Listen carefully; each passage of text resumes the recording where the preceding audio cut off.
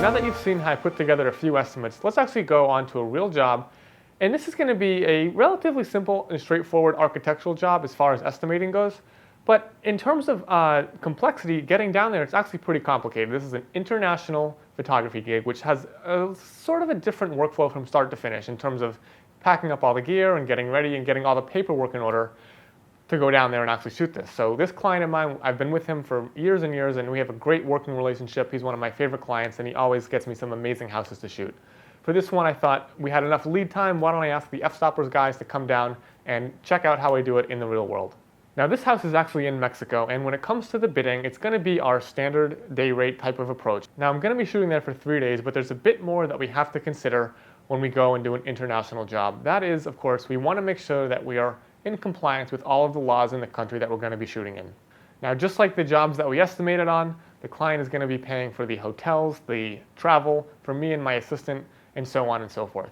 But there's one more thing that we have to discuss that we haven't got to yet, and that is actually getting the gear into a foreign country. Now, you may have taken your equipment with you on vacation, and you may have maybe done a personal project in Europe or something, and you're only traveling with a backpack worth of equipment. But here's a little pro tip. You cannot just show up to a foreign country with 6 or 7 Pelican cases full of lights and stands and expect that they're just going to let you in without any problems at all.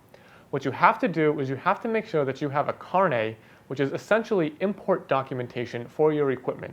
Now, what a carnet does is basically certifies that the equipment that you own is going to be examined before it leaves the country. It's going to be examined when you get to the new country, and again, it's going to be examined before you leave that foreign country, and once again when you arrive back to your home country. Now this is a document that many countries use. It's not just a United States thing, so I highly suggest that if you're doing any traveling jobs that you look into getting a carnet if you think it's appropriate.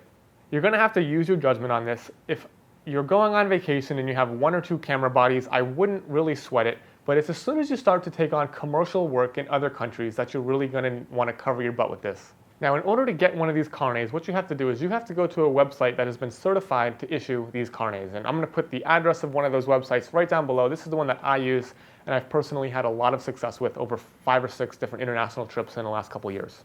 Now, the process is a little bit complicated, so I'm going to run through it really quickly. What it entails is basically you have to round up all the equipment that you're going to take into that foreign country. You need to get all the serial numbers, the place of origin, the value, and you need to put it all in an Excel spreadsheet and submit it to this carnet processing company.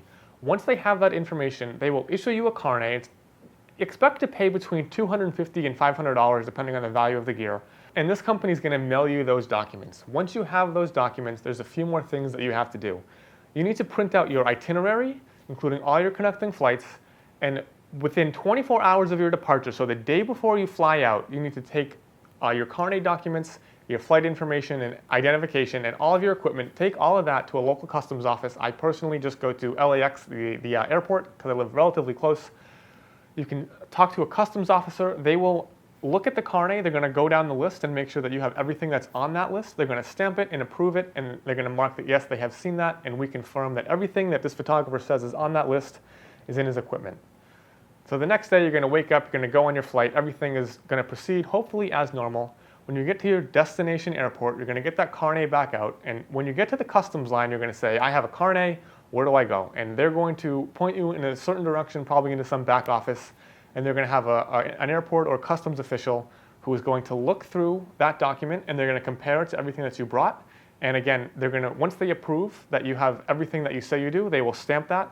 And this is where I want to mention that it's super important to make sure that every piece of equipment that you brought with you is on that carnet. You do not want to be missing anything or have extra, because some customs agents will make your life a living hell. Trust me, I have experience, and you don't want to deal with that. You want to make sure that everything is lined up with the serial number, with the country of origin, and you want to have your cameras, your lenses, your cases, your grip equipment, your lighting, your computers, your hard drives. Anything that you're using to do business has to be on that carnet, because they're going to point to some random object and say, where is your Manfrotto light stand serial number, blah, blah, blah, blah, blah, blah, blah. And if you don't come up with that, it's going to be a whole long, convoluted process to get you out of that office. So make sure that you pay very close attention to how you fill these forms out. So once you're into the country, you're pretty much off the hook.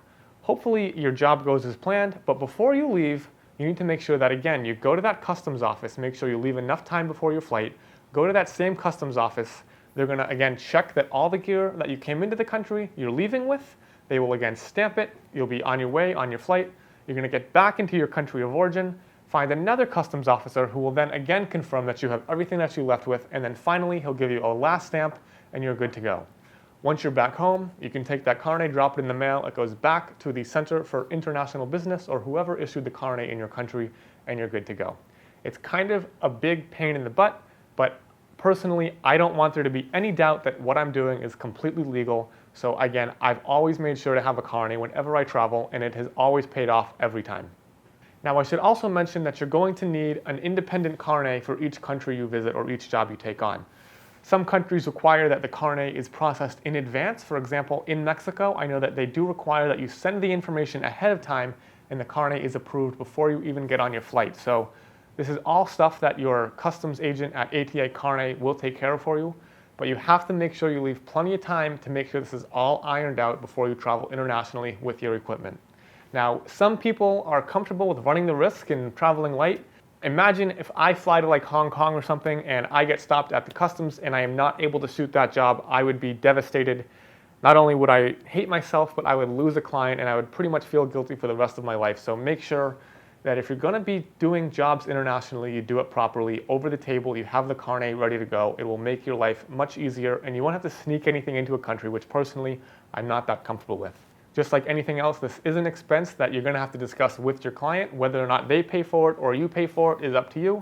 But if your client is well versed in bringing in photographers or doing business internationally, they should be familiar with this and it should not be too much of a surprise to either of you. All right, so let's talk about this job a little bit. So over the course of 3 days, we ended up delivering a little over 40 pictures, maybe 45 shots or so. And while most of these things you've seen me do before, I'm not going to teach you redundant techniques. There are 4 shots that I found particularly interesting because they're very different than anything else we've taught before. So let's go on location and I'm going to work through these shots that I've set aside for you.